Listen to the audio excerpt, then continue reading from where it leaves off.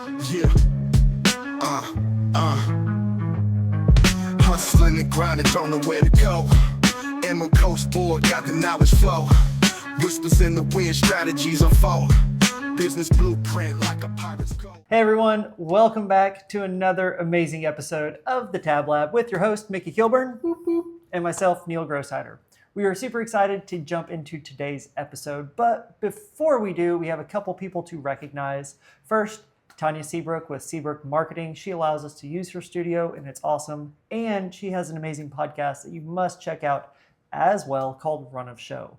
The other person we really want to recognize is Ryan Balmer with his podcast, Suffer Up. He helps us because we're pretty amateur at this. Mickey's just amateur at most things, but he is helping us kind of make this better. Yep, both good podcasts. Check them out. Amazing podcast. Check them out. You will see them in the description. But today's episode is something that I think is really important, especially for this time of year, hitting the fourth quarter. It is. It really is, because this is that hustle bustle. It is. It is the get it done or not at all kind of phase, right? Yeah, it's holiday parties, year-end planning, strategic planning. Oh, did I mention holiday parties? Ah, that's right. Yeah. Oh, family engagements? That's a thing too. Tacos. Tacos. And beer. Mhm. And some bourbon. Those are good gifts. Yes. By the way, Yes. good gifts. Your friendly tab guys love those gifts. We do. We do. But today's topic is the Burnout Abyss. Mm-hmm. Oh man, the Burnout Abyss. So, Mickey, for you, what does that truly mean?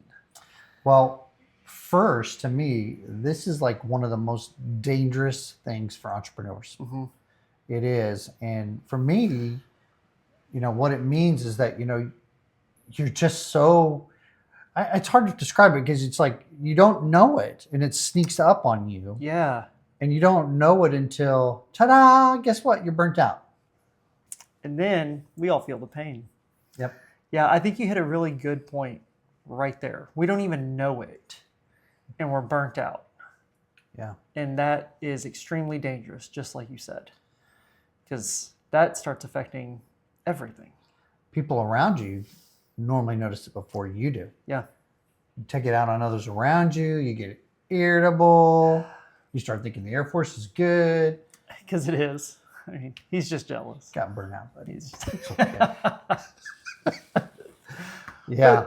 But for real, like this is a big thing that we don't even recognize in ourselves, and all of a sudden we're burnt out and we don't understand why our productivity goes down. We don't understand why people around us don't want to be around us. We don't understand why we don't have a drive or motivation to fulfill our passion. Or why we're not reaching our goals. Or why we're not reaching our goals. Yeah. So this topic, we've been excited to talk about this one for a while because it hits so many things that we've talked about before, but I think it kind of brings a lot of them in to culminating into a burnout. Yeah, absolutely. A true burnout of someone. So, I mean, I know I can think of times I've been burnt out or I've seen other people burnt out, but it's kind of like the audience, like we want you guys to take that time and think about it. Like, when have you been burnt out? And what does that feel like for you? When have you seen somebody get burnt out? And how did that make you feel and react? And did you even know that Did you you had even the know? burnout? Yeah. Because like we talked about, you don't always know it. No. And you sit there and think, yeah, I'll get that in a second. And you're doom scrolling for an hour. But that's because Instagram's awesome. Yeah, it is. And you're looking at good this stuff and you're on it. like, oh my gosh, look, they're eating tacos. Yay. It is. It really is. But then the phone will ring for business. Yep. And you might hit ignore and keep doom scrolling. Yes. So I can bring a real life story into this when I knew I was burnt out in real estate. So go on an annual canoe trip every year. We've talked about that before. Coming back from that annual canoe trip, my phone started blowing up. It was going insane. All I wanted to do is throw that phone out the window. I had to physically stop myself from throwing it out the window. I didn't want to answer a single text, email, or call. And I was like, I have to do something different because I am burnt out and I no longer enjoy what I am doing. So when you were doing that and you were feeling that burnout, how did Corey respond? Did she know it before you did? Not really. So, like me as a person, I work all the time, and Mickey knows this. I do. I am constantly doing something, constantly working, and it's a very big thing for me. I do get obsessed with my passions, and I just tend to go. And with the real estate aspect, I don't like letting people down either. So if I had phone calls, if I had things to do, responsibilities, I got them done when they needed to be done. But I hated every step of the way. It was a struggle to do it. I try not to let anybody else know or see that happen. But man, at the time, it's like every step was a forceful step. And it wasn't an enjoyable step. It wasn't, oh, I get to call or I get to tell them that they got the house. It's like, oh, I have to tell them that we won the offer. That is an exciting thing. It is. Never should have that experience. And so I quickly realized at that point, I am beyond burnout. Mm-hmm. Yeah. Yeah, that's definitely true, especially in real estate. When you talk about when you get that, hey, they approved your contract. Guess what? You're going to get a house. Done. Yeah, you're celebrating. You're ready to go. And the only thing that's better than that is clear to close. Clear to close, baby. And then that's like awesome. But when you're just like, okay, let's go. We got to be at the closing table. Yep. That's not fun. No, it takes the enjoyment out of work. Now all of a sudden, what does that do to my clients? Mm-hmm. What did that do to them if whenever I call them, hey, you got the clear to close, we'll meet you at the closing table this time. And there's no excitement. There's no oomph to it. There's no, I'm so excited. You got a house or you're selling your house. This is awesome. No, there was none of that. Yeah. And so it hurts my relationships with my clients, which is the last thing we want to do because we're so relationship focused. Mm-hmm, we don't care so much absolutely. about the close. We care more about the people. Yeah. And I was losing that. And the burnout abyss sneaks up on you and it gets you. It does. It does. So what are some of the symptoms that we can see with burnout that we don't necessarily know as an individual? There's a lot to it, but they can be broken down in a whole bunch of different ways. So some of it is if you feel so much more comfortable being isolated in your business where you're not talking to customers, you're not talking to employees, and you feel happy then, that is a huge red flag that you were in burnout abyss because you're not doing the business. You're not But you're just taking a little break. taking a little break. Just taking a little break. I just Yeah. don't want to do anything. I want a break. Oops.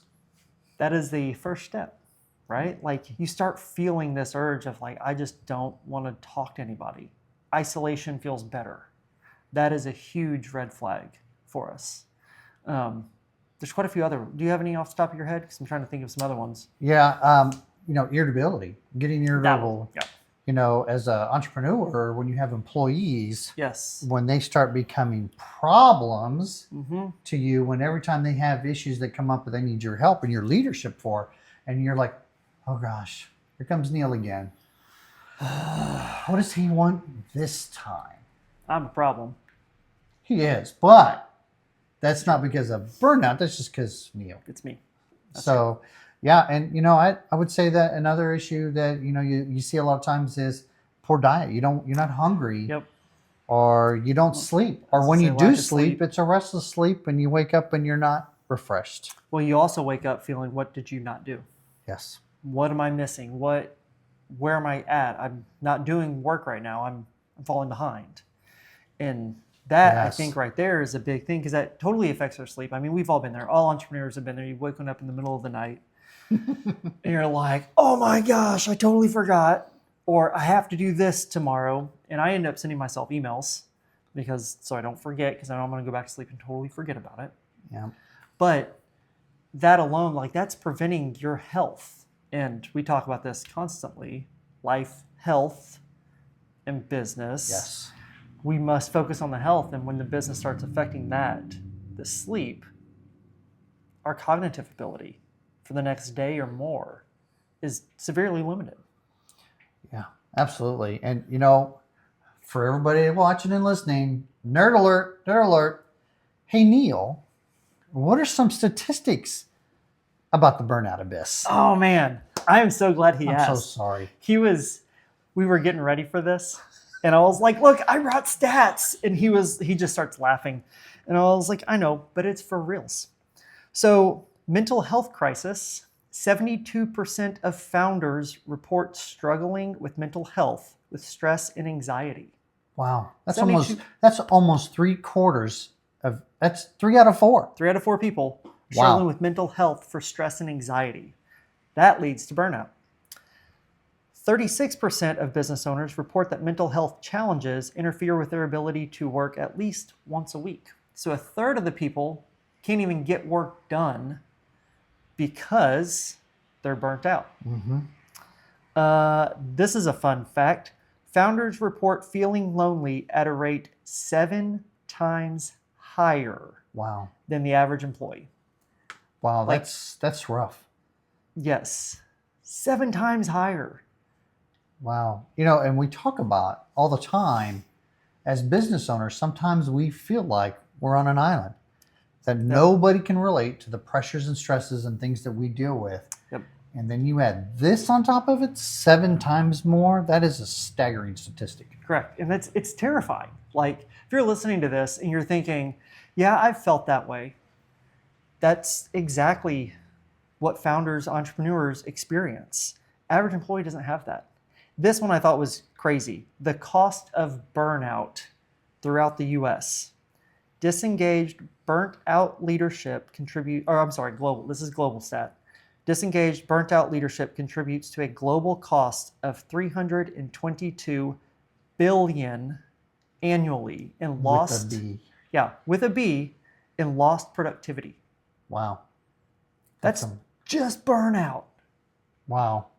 And you think back to your real estate analogy, Yeah. when you're talking about that, you realize that, hey, I'm burnt out.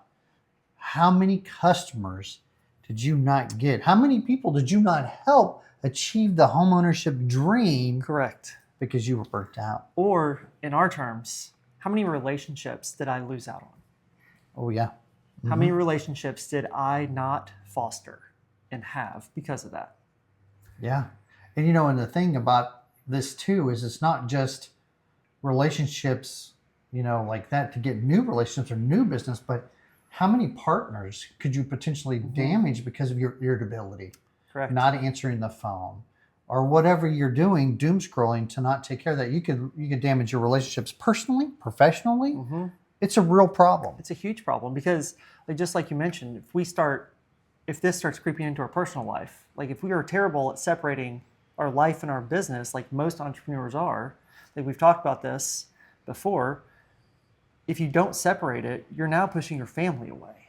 And if you want to be isolated from your family, now we're getting into much more deeper problems, like much deeper problems. I should probably use proper grammar on that, but I know what you meant, but it's an Air Force thing. So separate that out. Now we are missing the most important part of our life. that's exactly right. Talking about that 3 things: life, health, and business. And your business is now affecting your life because your family, and it's going to affect your health. Yep, it will. Because, we think we have to be working all the time. We think if we are not working, we're not moving forward. That's totally untrue. How many times have you sat down on a computer and worked for 5-6 hours, but you got an hour's worth of work done? That is a sign of Burnout Abyss. Ouch. You didn't actually move forward. You did nothing. You did nothing. You Because really didn't. You didn't want to. You focused on the things that didn't matter.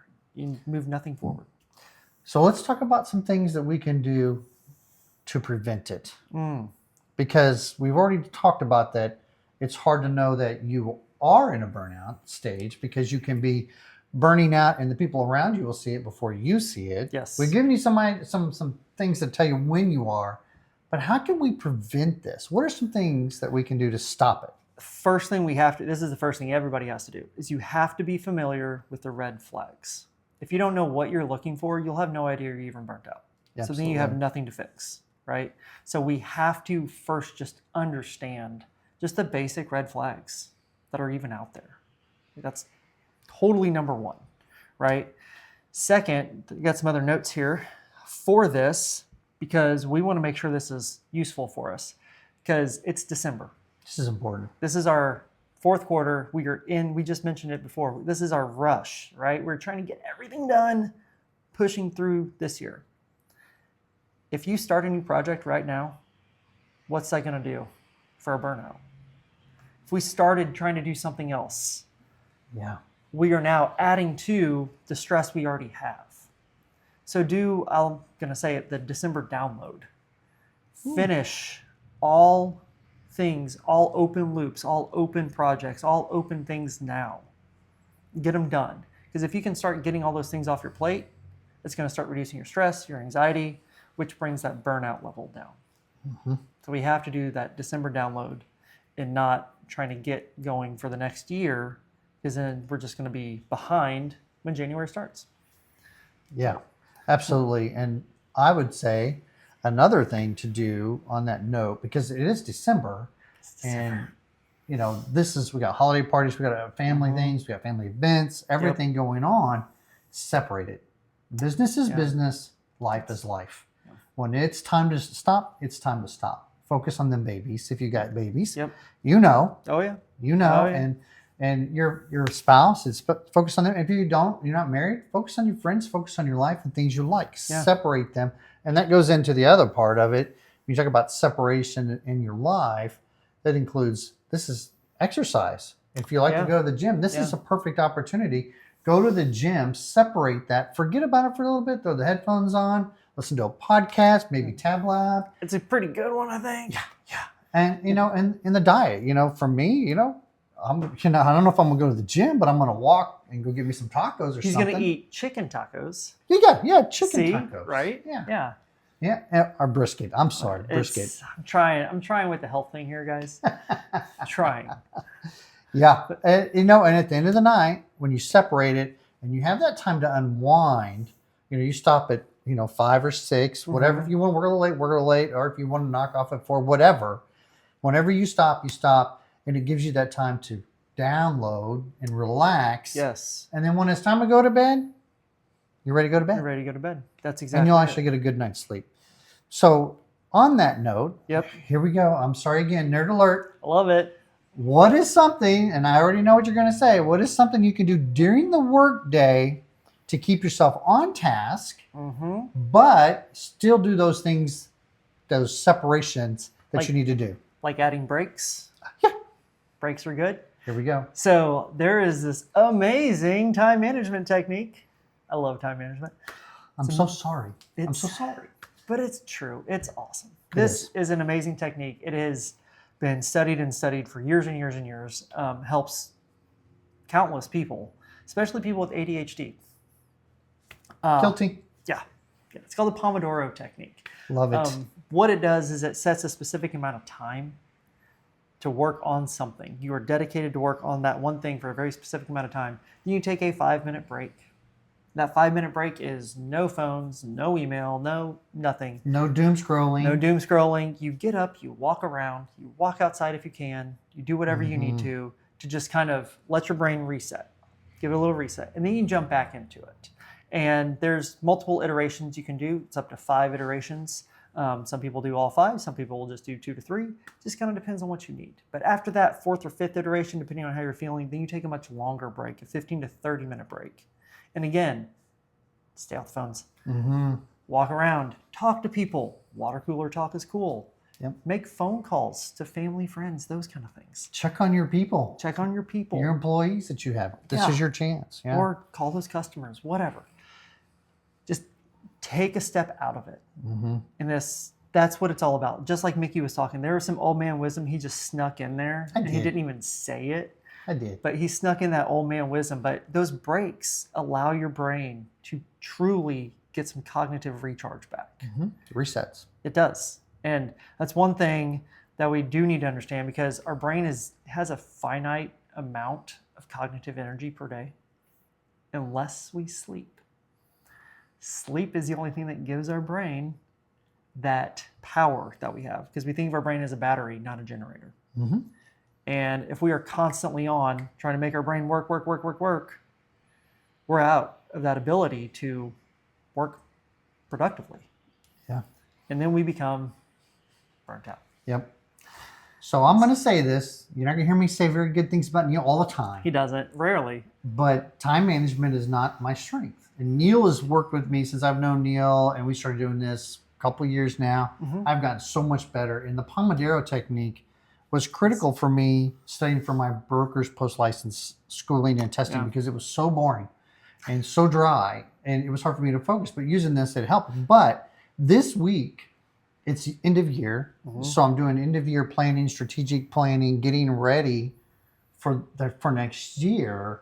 And what I did, I actually used this all day on Monday. That's wonderful. I spent the whole day, and I took the breaks as I was supposed to take the breaks. And on my 30-minute breaks, because I was at home, I walked down the hall and spent 30 minutes with my son. That's perfect use of that time. It is. It Perfect. recharged me personally and my brain. Yep. And so it was amazing. And my wife laughs at me because she's like, I don't think I could do that. I was like, I don't know how I could do work without it now. Yeah. Because Neil, this hurts, taught me something That's really real. valuable. But all kidding aside, the Pomodoro technique is freaking awesome. Yeah. I And you love guys it. saw that. He was in physical pain to say that. I just want to point It did hurt. that out. And the fact that it took you like 2 years, guys, to work with him, to get him to start using it all the time. I have patience. I have to have patience. These Navy guys. I think you should take me to tacos for that. And bourbon. Yep, there we go. There we go. Yes. But this burnout abyss that we experience, how do we overcome it? As in, if we know we're burnt out, we start recharging ourselves. How do we overcome the relationships, the productivity that we've messed up during the burnout? Yeah, that's good. This is where I'm looking for some old man wisdom. Yeah, that's good. So first and foremost, you said it with acknowledge it. Understand that, hey, I'm burnt out. Yeah. And the second thing is I would say, and this is I'm sneaking in some old man wisdom before old man wisdom, but be humble. Say, I you like know that. what, Neil? The other day I snapped at you and I was wrong. I'm so sorry. I'm stressed. I'm a little burnt out. And I'm sorry I snapped at you. And that is miles and miles and miles, especially in today's culture where you can't make a mistake without just the wrath coming. Let's cancel them. Yeah. Coming back with a humble, truly humble, heartfelt apology is a first step to repairing those relationships. That's just the relationship piece of it. And move forward. And then I think, the strategic part is the work part, I'm gonna let you talk about the work part, but the relationship part, that's the most important part to me It is. because It is the most important part. it's something that we all need is that relationships. And if you're severing relationships because you're burnt out and don't know you're burnt out, it can really start the spiral of mental health. Correct. And everything else and just ruin relationships. So And talk that's- about repairing the work that suffered it's- from that. So it's funny because, like Mickey was saying, I do teach a lot of time management stuff. And in there's a law I like to teach. It's called the Yerkes-Dodson law. Basically, it's the relationship with productivity and stress. So the more stress you get, your production level will change. And everybody has a peak performance. So you get a specific amount of stress, you're operating at an optimal level. That's your comfort and growth. Well, it's past your comfort zone. It's your growth and learning zone. But as you move forward with the stress, your performance then decreases. And it gets to what's called the burnout zone. And once you hit that burnout zone, productivity is minimum. It is just like if you had nothing to do that day. So it's really important that we understand that there is actual studies out there that show us when we are too stressed out, and this is the hardest part to do, is recognize when we are too stressed, how to bring it back in, how to alleviate these stressors to get us to our optimal, or at least just our comfort zone. Because our comfort zone is just working on autopilot, right? It's doing the things you do every single day, you know how to do, you're not really thinking about it too much. There's not a lot of stressors there. But when you add just a little bit more, now you have to cognitively think and apply some of your critical thinking skills, and then your performance goes up. Yep. Because it gets better. So it's understanding where your level is. And there's no right or wrong. Everybody's got a different level. Like usually I'm a higher level stress person. I require a lot of stress for my brain to be thinking optimally. Are you saying that I think he was saying I stress him out? He does. He does. But you're welcome. It makes you Yeah. work better. Whereas Mickey's like a no stress person. Nope. But that's just it. It's like it doesn't really matter. There's no right or wrong to it. That's right. kind of thing. Everybody's different. And everybody's different. But if we can identify when we are operating at our optimal level and what stressors are on us at that point, we can then control, hey, this is the max amount of stress I can take. It's going to help us prevent burnout in the future. It's going to help us prevent adding more things. Oh, yes, I can do that. Remember that?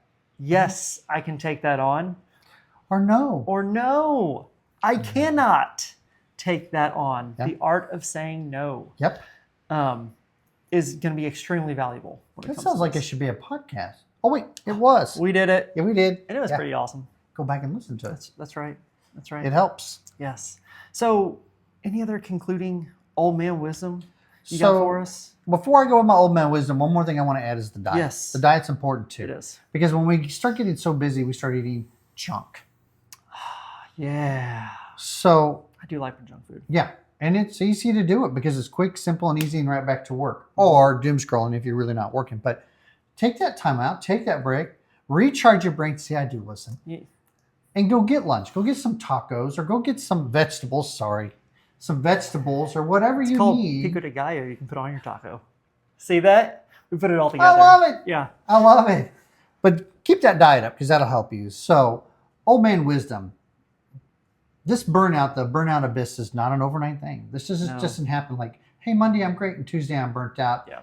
It is like the analogy. Think of it like this: a drip, and it's sitting here dripping. And if it's dripping, we'll put it into it's dripping on your forehead. At first, it doesn't really bother you. You don't really notice it, and at some point, it will drive you crazy. It's a really good analogy. And that is what happens. You start, it's just dripping at you. It eats at you. Yeah. And it gets worse and worse because then you start going, it's eating at me internally now because now I have goals, I have visions, I have dreams, but I'm burnt out and I'm not achieving those dreams, those goals because I'm so burnt out I can't do anything. So you're just like this, spinning in the snow. Yep. And you're not making any ground. So recognize the signs. That's a good point. And it doesn't hurt to have an accountability partner, a friend, somebody you trust. It can be a spouse, it can be a friend, it can be whoever, that just says to you and is honest with you. Neil and I are that way. If we see that, we are honest with each other. And if I thought Neil was burning out, I would be like, Neil, bud, you need to slow down. You take a break. And that's just it. Take a break. Take Yes. time to recharge. Yes. You can do like I'm going to say this, and it's going to be hard for most people, like a 48-hour no tech zone. No tech, 48 hours. Most people won't do that. So let's make it a little bit more relatable. No emails, text, or phone calls work related. Yeah. For 48 hours. That's it. Focus on you, life, your health, your relationships, and that's it. Yeah. That's a great idea. Yeah. Look at that. I know. Brain blast. Look at that. He's starting to get a little old man wisdom It's going. rubbing off on me. I spend too much time with him. That's what it is. It's because you're hanging around the Navy guys more. I don't think that's it at all. But yes, so thank you for that awesome old man wisdom. And one big other shout out we have is to Sam Felder. He has been listening to our podcast for a long time. Sam. And he has provided us some amazing ideas we're going to start using for the new year. Yep. So I'm Appreciate excited you, Sam. to get those out and just want to tell him thank you. Big shout out. But other than that, I think we pretty much wrapped up I think we have. the Burnout Abyss. Yeah. We're there. So thank you guys. Stay tuned. See you next time. See ya. Yeah. Hustling and grinding, don't know where to go. Emerald Coast board, got the knowledge flow. Whispers in the wind, strategies unfold. Business blueprint like a pirate's code.